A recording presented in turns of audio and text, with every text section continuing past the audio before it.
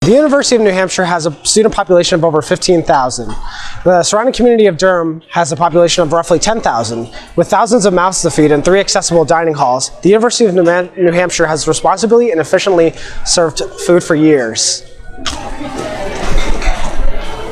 Like every operation in the food business, UNH's dining halls are susceptible to food surplus. That is because of the large audience they feed and the high quality standards that they adhere to.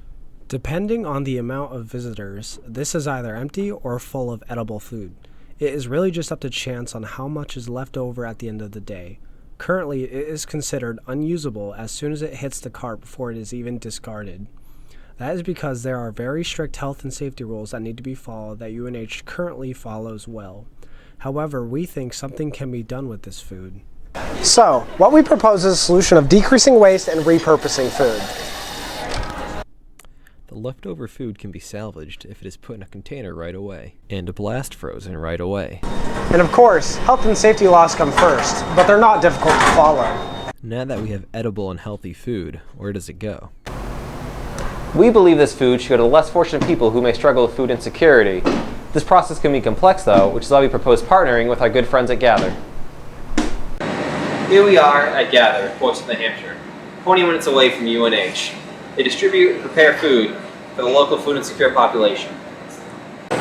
Here at Gather, they serve over 2,100 people a month. With the contribution of UNH's surplus, they can serve an additional 400 meals. We did some research with other universities are actually doing this kind of program already. And Harvard and Stanford and Tufts University are all already donating surplus food. And they started with bulk, but now they're doing these individual meals. So they're, the term we love is meals with dignity.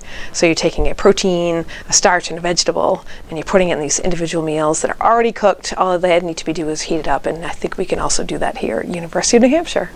There's no program in place yet, however strategic planning on how this can be done has already taken place. All we need is the resources devoted to implement this initiative.